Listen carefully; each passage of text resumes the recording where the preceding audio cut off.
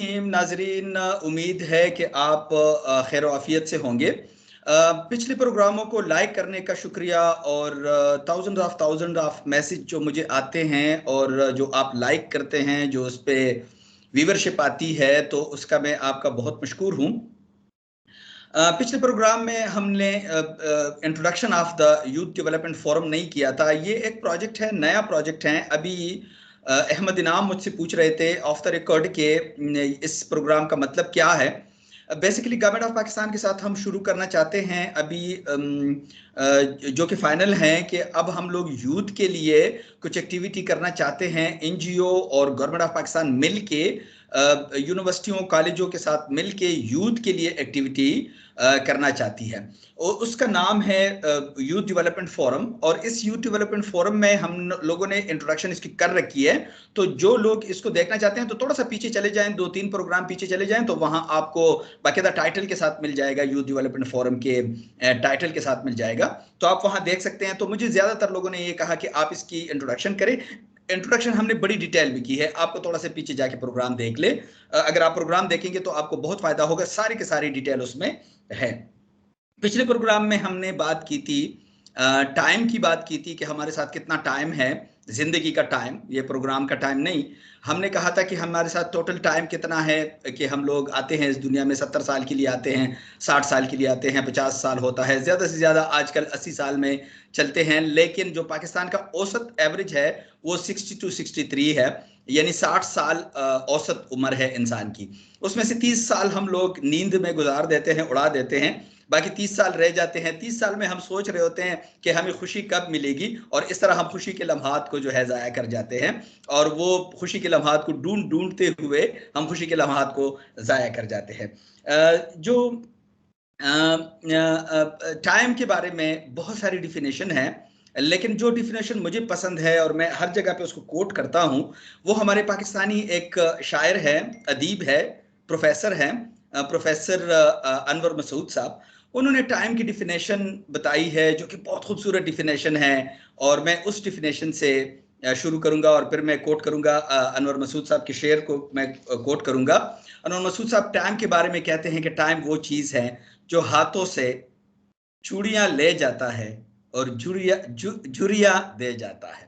ये वक्त है, ये उनके यहाँ वक्त की डिफिनेशन है। मैंने अभी तक जिंदगी में जितना पढ़ा है सब नेशनल और इंटरनेशनल राइटर्स को, मैंने इतनी खूबसूरत डिफिनेशन को जिंदगी में नहीं देखा।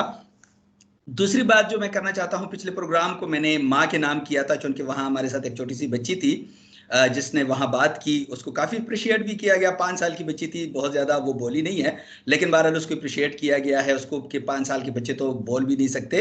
ये तो फिर भी अच्छी है कि स्क्रीन पे आई है और उन्होंने बोला है, तो ये बहुत अच्छी बात होती है। बेसिकली हम इन्फो खंदा के लिए एक बच्चे का सिलेक्शन भी करेंगे, जो कि हमारे साथ को कंपेयर भी होगा नेक्स्ट बच्चों के प्रोग्राम में इंशाल्लाह। तो वो भी हम देखते हैं जिसकी कम्युनिकेशन बहुत अच्छी होगी।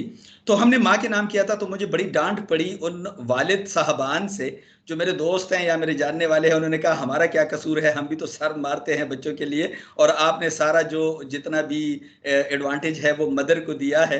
बेसिकली कुरान जब भी वालिदैन का जिक्र करता है तो वबिल वालिदैन एहसाना का हुक्म होता है, वालिदैन का जिक्र होता है। मुझे इसमें कोई इसमें दो राय नहीं है। लेकिन बहरहाल वालिद जो है उसका बहुत बड़ा रोल होता है। मैंने उसके नाम करना था प्रोग्राम, यकीनन करना था, लेकिन मुझे जब डांट पड़ी तो मैंने थोड़ा सा जल्दी कर दिया उसको। तो आज का प्रोग्राम मैं वालिद के नाम कर रहा हूं, और एक शेर के साथ मैं एट्रीब्यूट भी दूंगा। और ये एक दर्स भी है नौजवान नस्ल के लिए, कि वो लफ्ज ढूंढ रहा था, वो लफ्ज ढूंढ रहा था लरसते होंठों से। वो लफ्ज ढूंढ रहा था लरसते होंठों से, ज़ईफ बाप ने बेटे से बात करनी थी।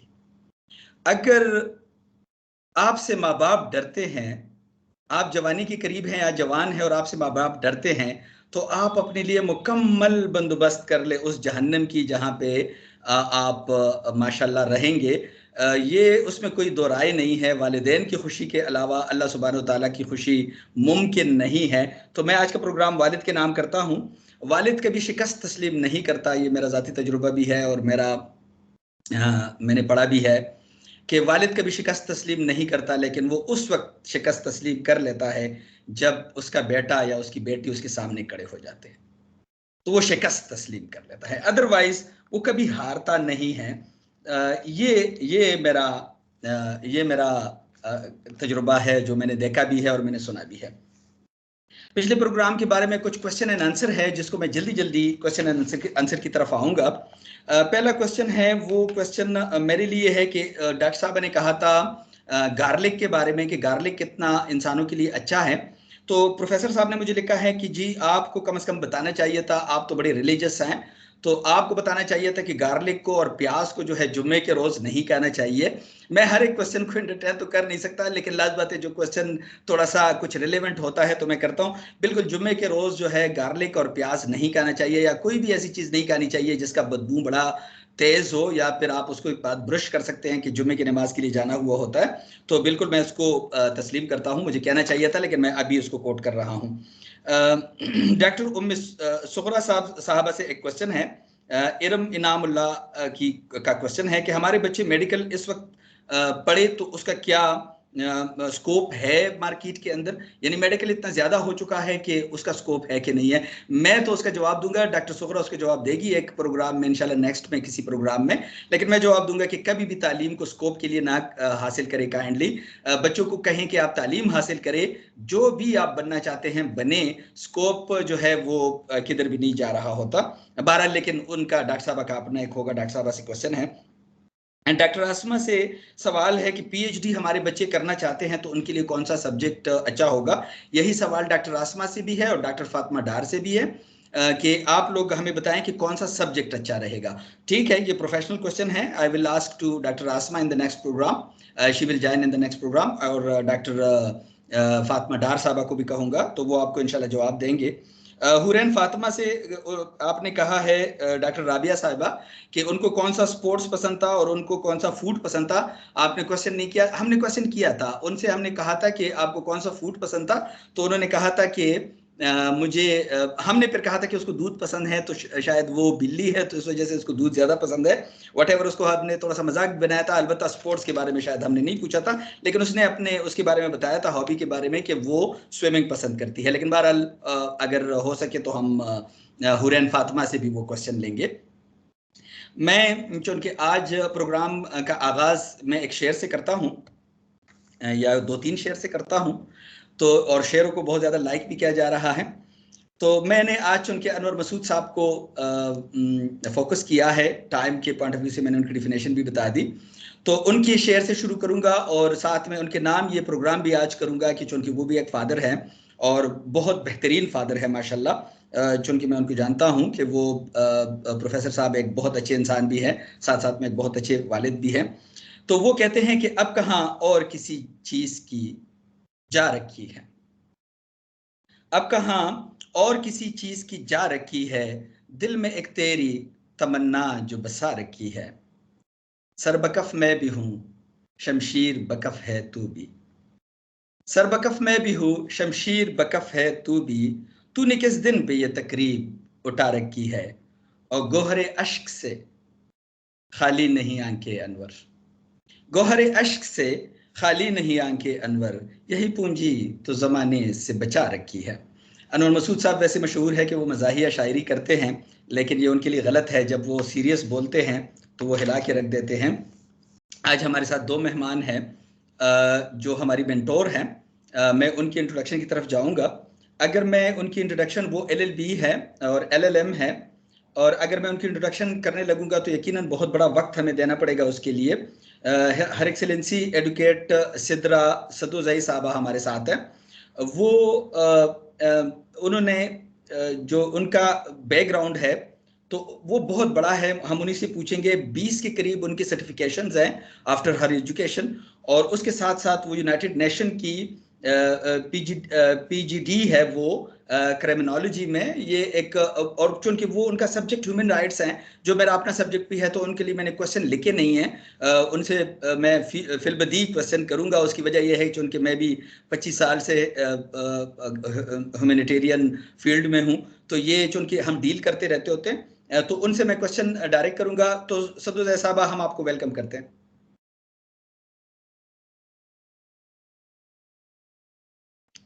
आपका माइक म्यूट है। Am I audible now? जी। Thank you so much for such a nice introduction, sir. I'm honored. आप लोगों ने मुझे मौका दिया आपके प्लेटफॉर्म से to raise my voice. Thank you so much. You और वेलकम। आपके जो फिल बदी सवालात हैं, I am all prepared for that. वकील हो और वो प्रिपेयर्ड ना हो, ये कैसे हो सकता है? वो बस ये वकालत की शान है। ये वकालत की शान है। और आप तो जो बेचते हैं, हम लोग यकीनन कुछ ना कुछ बेचते हैं, आप तो अल्फाज ही बेचते हैं और उसी अल्फाज पे सर इंसान को हम तख्ते को अल्फाज पहुंचाते भी हैं। बेचते हैं और हम इंसाफ भी कहीं हाँ, खरीदते बेचते हैं। इंसाफ ही की बात होती है, लेकिन बातों से होती है। बातों से ही आप लोगों को तख्त और ताज पे पहुंचाते हैं, तख्ते और ताज पे पहुंचाते हैं। तो बहरहाल इंशाल्लाह आपसे फिलबदी क्वेश्चन करेंगे। मैं अहमद इनाम की तरफ आऊंगा। Welcome in our programme Ahmad Inam, to open your mic. वालेकुम अस्सलाम sir. Sir it's an honour to be here. First of all मैं कहना चाहता हूँ कि जैसे आपने माँ और बाप की बात की, तो बोथ ऑफ माय पेरेंट्स उन दोनों का हाथ है, पर मेनली मेरी जो माँ है उनकी वजह से I am who I am.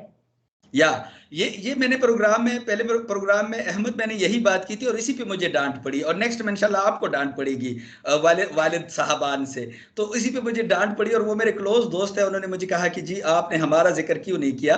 ये इसमें कोई शक नहीं है। इसमें कुरान में अगर आप जाते हैं स्पेसिफिक सूरह मुबारका में, तो वहां आपको माँ के बारे में बहुत सारी चीजें मिलती हैं और इनके कदमों के नीचे जन्नत माँ के एवी नहीं रखा गया। कुरान पाक जो कहता है, अल्लाह सुब्हानहू तआला जो कहते हैं, यकीनन वो बहुत बड़ी बात होती है। बहरहाल हम क्वेश्चन एंड आंसर की तरफ आएंगे। मैं फर्स्ट ऑफ ऑल जाऊंगा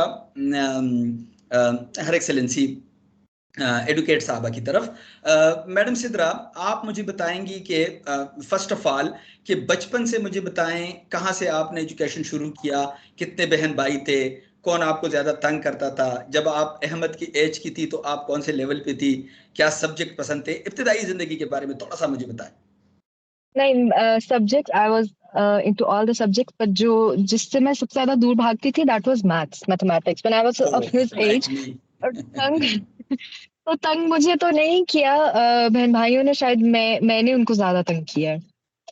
अच्छा जी। Because I was raised with my brothers, तो द ब्रदरली टच, वो जो एक सारा भागना दौड़ना मारना पीटना, that was a part of my personality at that time. ठीक है, माशाल्लाह माशाल्लाह। और तालीम आपने पहले कहाँ से हासिल किया, और क्या आपको शौक था कि आपने वकील ही बनना है, या फिर नहीं कुछ और था, मेरी तरह बनना कुछ और था और किया कुछ और है? My grandfather was in air force, तो वो उनको देख के मुझे बहुत होता था कि यार मुझे जहाज उड़ाना है, तो एयरफोर्स ज्वाइन करना है।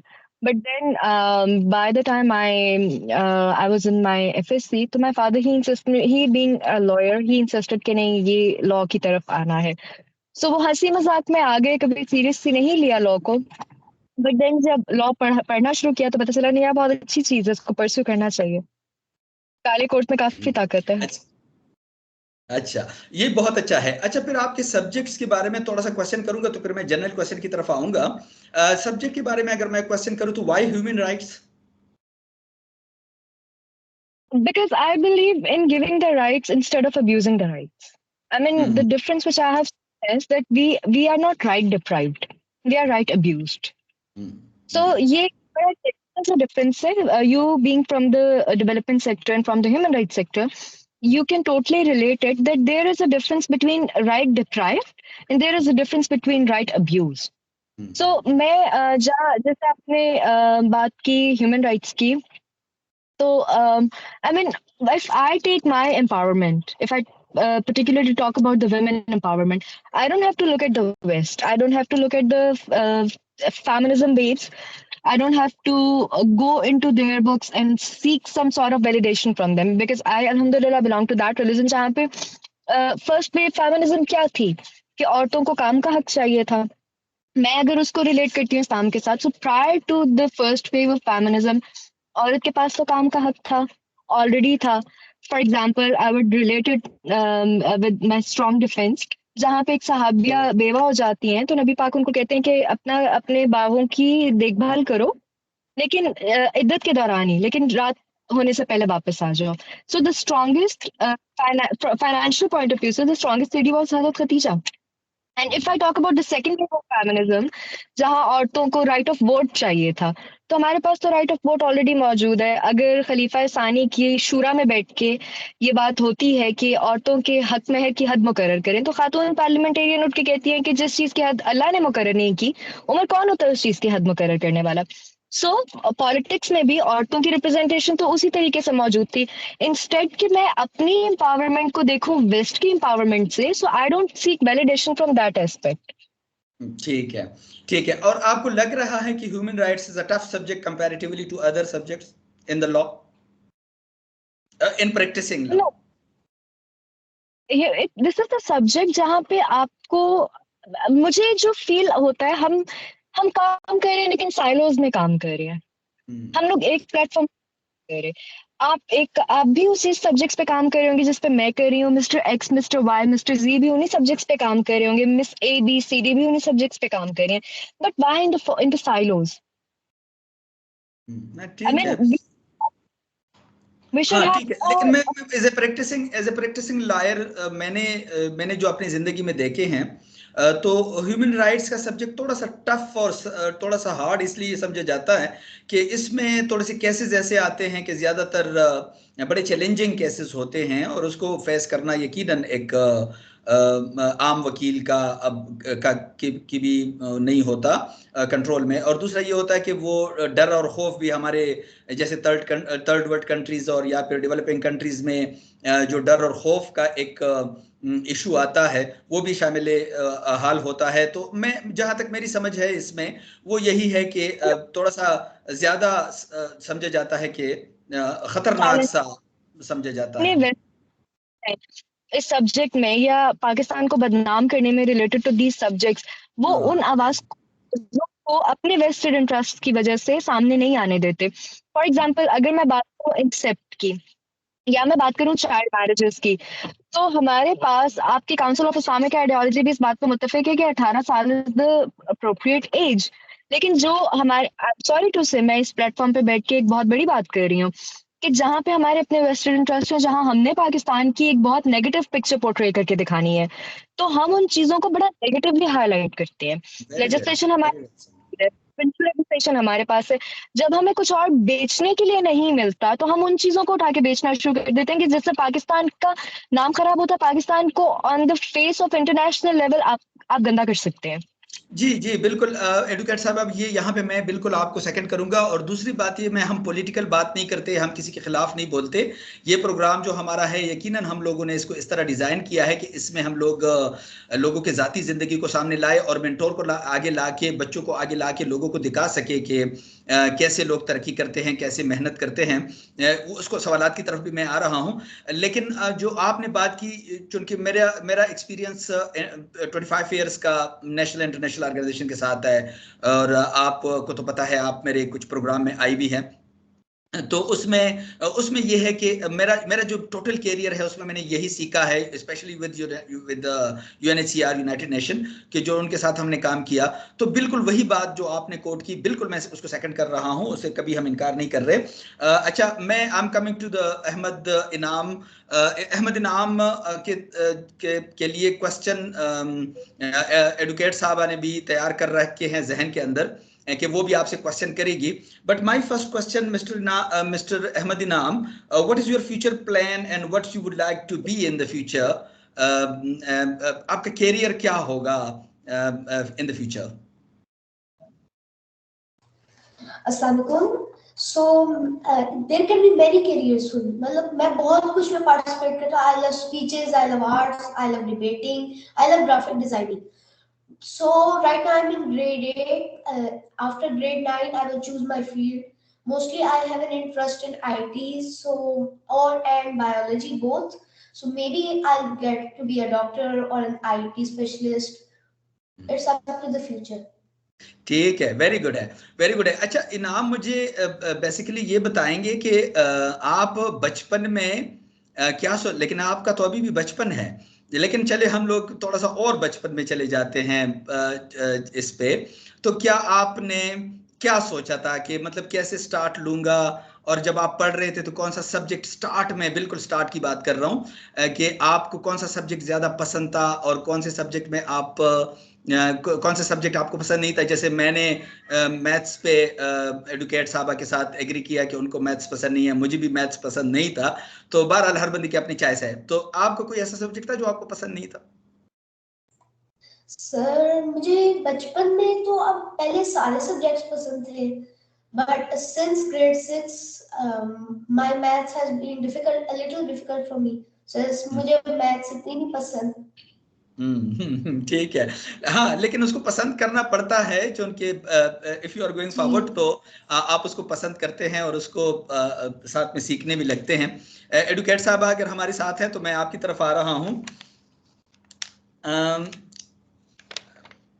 हर एक्सेलेंसी, जो आपकी एजुकेशन है उस एजुकेशन के बारे में अब आपका इस वक्त जो स्टेटस है, जो आप ह्यूमन राइट्स पे काम कर रही है, तो आगे का अब क्या है कि इसको कैसे आप मजीद उसमें क्या करना चाहती है और आगे इरादे क्या है आपके?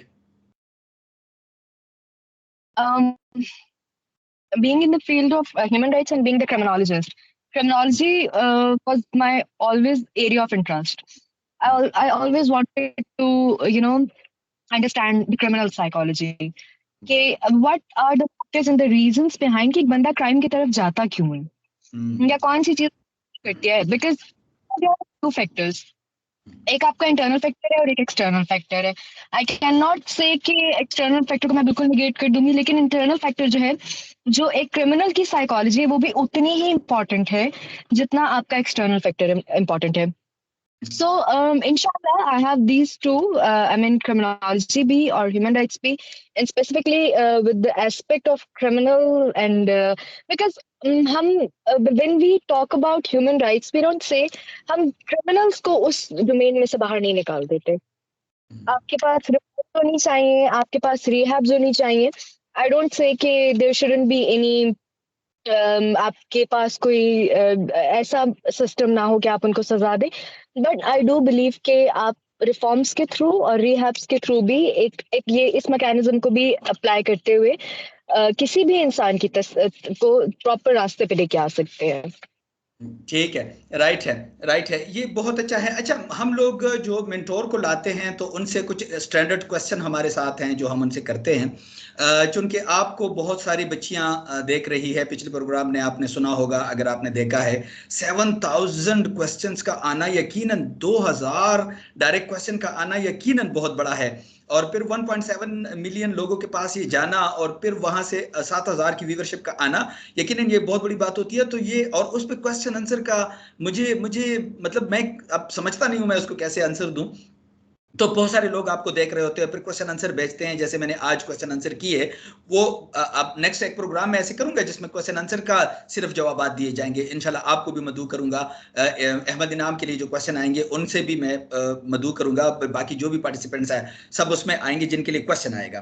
तो कितना पढ़ना पड़ता है एडवोकेट साहबा, कितना पढ़ना पड़ता है जब आप एडवोकेट बन रहे हो? कितनी मेहनत करनी पड़ती है, क्या क्या कुर्बानी देनी पड़ती है?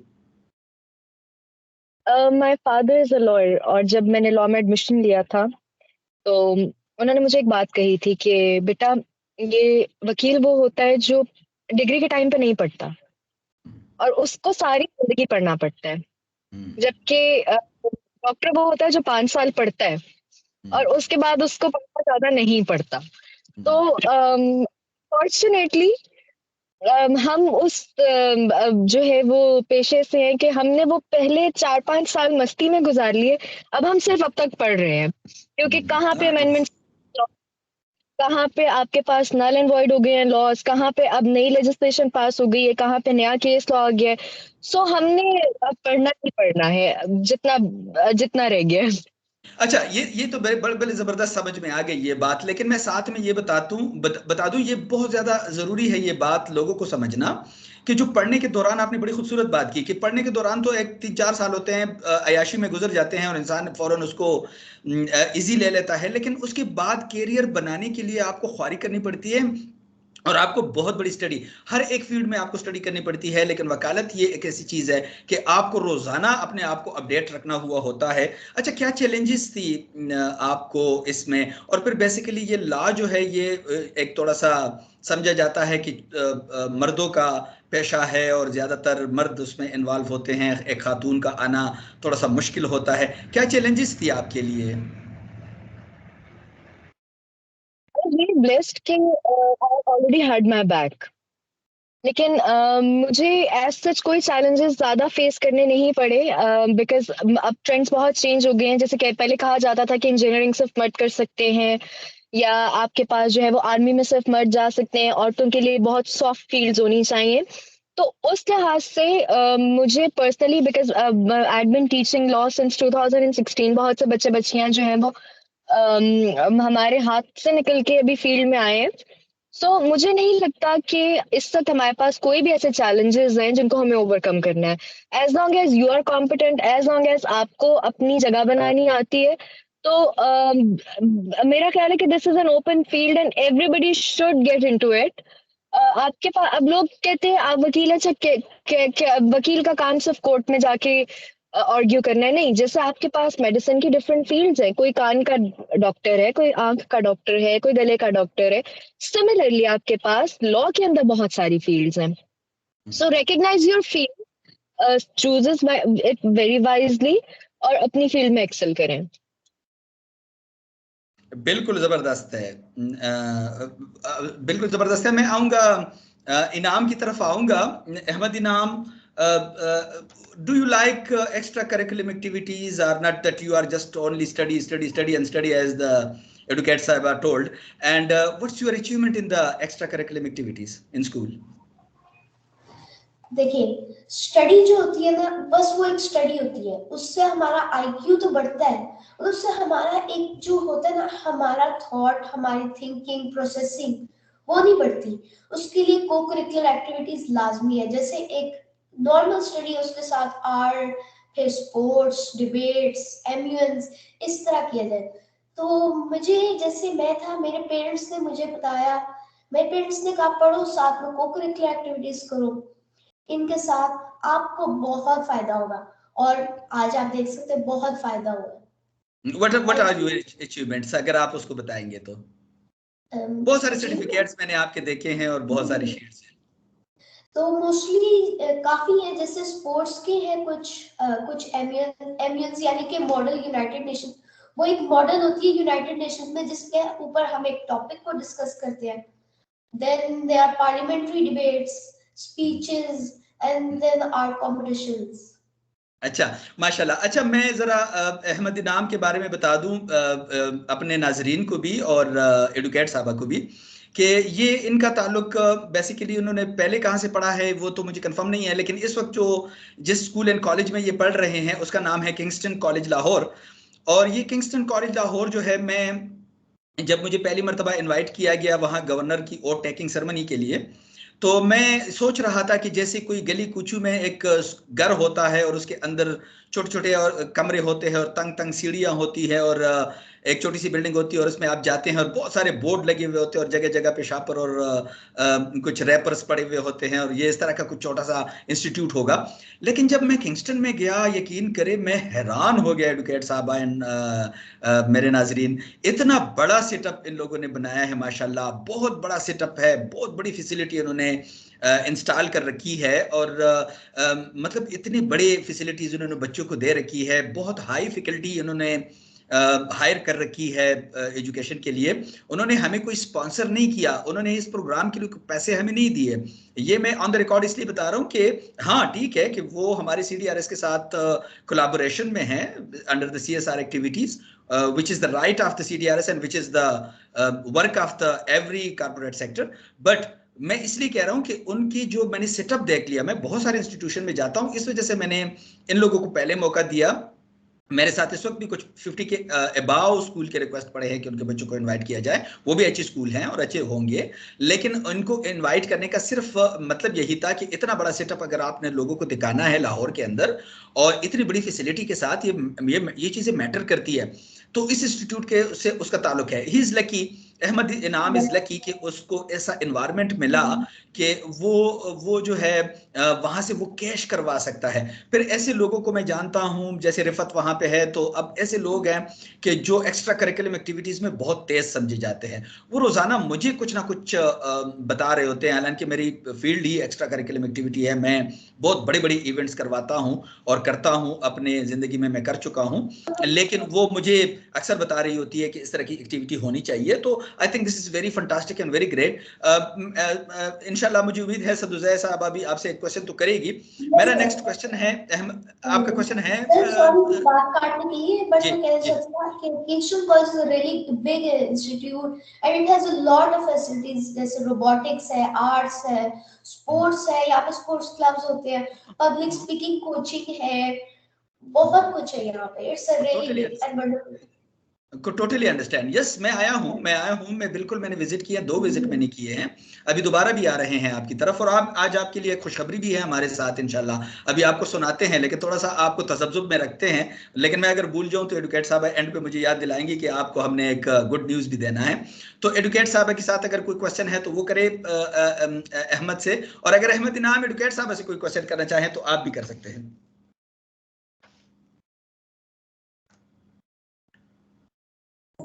Okay sir. जी मैम पहले आप क्वेश्चन कर लें। Why not somewhere AI or robotics? Why the conventional medical? yeah. Why did I mention AI in robotics? Because we are learning robotics. In robotics, there are a lot of things. There's Python, Java, and all that, and there's Arduino. Then there are robots. Robots are very high. They're like advanced. So basic thing is like Arduino, which we are learning right now, and वो बहुत मजे की चीज है। उसमें हम check करते हैं कार की मूवमेंट और सेंसर्स चेक करते हैं, कितना सेंसर है, दीवार से कितना दूर है, बाकी लाइट्स, वो सब वो बहुत फन है। And you are looking over there AI as well. Yes, so artificial intelligence intelligence. है। Yes, we are learning how to use ChatGPT, and like not just normal, because ChatGPT has a lot of keywords, and once use ChatGPT, like everyone can use ChatGPT, but only some can use it in a special way. ठीक है, अच्छा मैं advocate साहबा की तरफ आऊंगा। Advocate साहबा, basically जो अहमद इनाम ने कहा, यकीनन ये बड़े खुशकिस्मत है हमारे ज़माने में। खैर आप भी मुझसे बहुत छोटी होंगी, लेकिन हमारे ज़माने में तो कोई और ऑप्शन ही नहीं था। हमें तो डंडा उठा के बताया जाता था कि जी या तो डॉक्टर बनना है, और या हमारे ख़ानदान में 1-2 वकील थे और 1-2 हमारे ख़ानदान में आर्मी में लोग थे। बाकी तो कोई सब्जेक्ट उस वक्त किधर था, आर्टिफिशियल इंटेलिजेंस किधर था, और हमारे यहाँ कंप्यूटर के चीज़ें कहाँ थी, और इतने सारे फील्ड आ गए, आर्टिफिशियल इंटेलिजेंस आ गया, और आपकी जो है इंटरनेशनल एडमिनिस्ट्रेशन आ गया, और लोकल सब्जेक्ट्स आ गए, और इंटरनेशनल सब्जेक्ट्स आ गए, तो बहुत सारे सब्जेक्ट आ गए। There lucky. एडवोकेट साहब, क्या फ़र्क है, अगर आप अब्बू के साथ कभी बातें करती है तो क्या फ़र्क है, वो क्या कहते हैं कि क्या सूरत हाल बनी है उनके ज़माने में और आपके ज़माने में, ह्यूमन राइट्स में क्या फ़र्क आया है, कितनी तब्दीली आई है पाकिस्तान के अंदर? Sir, with the changing time, what I feel and what I heard from my ancestors is कि वो जो एक एलिमेंट था कि जहाँ एक दूसरे का ख्याल रख के आगे चला जाता था, वो काफ़ी ज़्यादा लैक करे। स्पेशली अगर हम अपने फैमिली इंस्टीट्यूशंस की बात करें, तो इन फील्ड जब हम देखते हैं तो बहुत ज़्यादा केसेस यहाँ पे लैक करते हैं ह्यूमन राइट्स और स्पेसिफिकली वायलेशन ऑफ राइट्स को। So I guess there needs to be more centric towards the right giving approach. और मतलब मुझे लगता है कि ये एक कॉन्सेप्ट जो what I feel is much prevailing in the society at the moment, कि मेरे पास हक है लेकिन मैं उसको अब्यूज भी कर रही हूँ। So these two things they must be looked upon when if we want to pursue ahead. Correct है, बहुत अच्छा है। लेकिन मतलब आप कह रही हैं कि चैलेंजेस का टाइम के साथ तब्दीली आना तो है। मैं इसमें ऐड करूंगा यहाँ पे, चूंकि जो मेरी ऑब्जर्वेशन है, मैं आपके साथ जो मैंने कुछ चीज़ें नोट की है, या मेरी कुछ जो ख्यालात हैं उसके बारे में, वो ये है कि देखिए, पहले ज़माने में जब चैलेंजेस बहुत कम थे और इतने कोई ज़्यादा चैलेंजेस थे नहीं, जैसे आप अब चैलेंजेस ज़्यादा हो गए हैं, सोशल मीडिया आ गया है, उसके साथ जो है कम्युनिकेशन के बहुत सारे ज़राए आ गए हैं, जिसकी वजह से चैलेंजेस भी ज़्यादा हो गए हैं। फिर बाकी लोगों की तादाद का बढ़ना जो है, ये भी एक बहुत बड़ा चैलेंज बन जाता है किसी मुल्क के लिए। जब लोग ज़्यादा होते हैं तो वो एक आपके लिए एडवांटेज भी होता है, ह्यूमन रिसोर्सेज हैं, लेकिन उसके साथ जो चैलेंजेस आते हैं उसको देखना हुआ होता है। तो मेरे ख्याल में उन ज़माने में जो चैलेंजेस थे उसके मुकाबले में आज चैलेंजेस ज्यादा हैं। लेकिन हाँ, जो आज लोगों तक बात पहुंचने की बात है वो जरा ज्यादा तेजी से पहुंचती है, तो इस वजह से कुछ इंसाफ के तकाजे मेरे ख्याल में ह्यूमन राइट्स के पॉइंट ऑफ व्यू से ज्यादा होते चले जा रहे हैं। तो ये एक बहुत बड़ी अच्छी बात है। मैं आऊंगा अहमद इनाम की तरफ। अहमद इनाम, why the graphic designing? What is the graphic designing? And you are nowadays doing some certification in online certification in it. तो ये क्या चीज है, ग्राफिक डिजाइनिंग क्या है, और आप ग्राफिक डिजाइनिंग को क्यों पसंद आपने किया? Yes, sir. Right now I'm doing internship in graphic designing. So मेरा graphic designing में from a young age शौक था. I like colors, visual representations, and like colors, shapes, and all. It was my interest, and it was my passion to do graphic designing, as we have to adjust some things, create new things, and finally produce one product. नहीं, तो ये तो this is not the part of this is not the part of your school subjects. You know that graphic designing is not in your course. Is this true?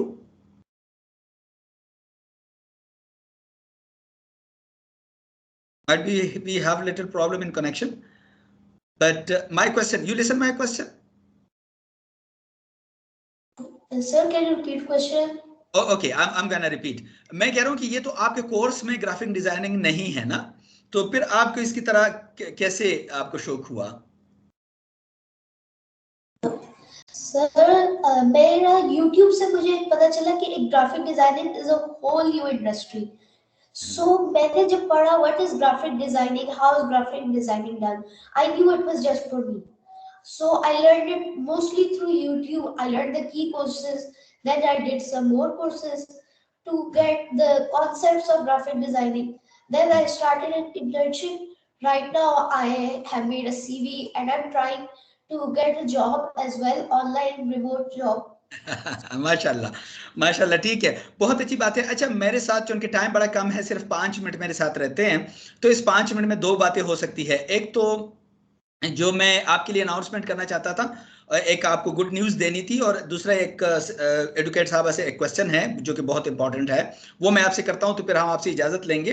Ahmad इनाम, मैं मेरी organisation से, चूंकि ये मिस्टर टॉड शे की organization है, his excellency mister Todd Shea is the presidentially awarded and he is in Pakistan since 18 years and serving humanity in different fields. But हम लोग बहुत बड़े $1 million के प्रोजेक्ट्स कर रहे हैं पाकिस्तान के अंदर, और 2 हमारे अभी लाहौर में भी इंट्रोड्यूस हुए हैं। तो उनके अप्रूवल से और बोर्ड की अप्रूवल से मैं आपको तमाम लाहौर के लिए यूथ एम्बेसडर बना रहा हूं। हम लोगों ने अप्रूवल दी है इसकी कि you will be the CDRS youth ambassador for the whole Lahore. Congratulation to you. Thank you, sir. It means a lot to me. You are most welcome, you are most welcome. आपसे last comments लूंगा, लेकिन मैं advocate साहब की तरफ आऊंगा कि advocate साहब, आप मुझे बताएंगी यूथ को क्या आप कहेंगी, स्पेशली उस यूथ को जो पढ़ रहे हैं, लॉ पढ़ रहे हैं?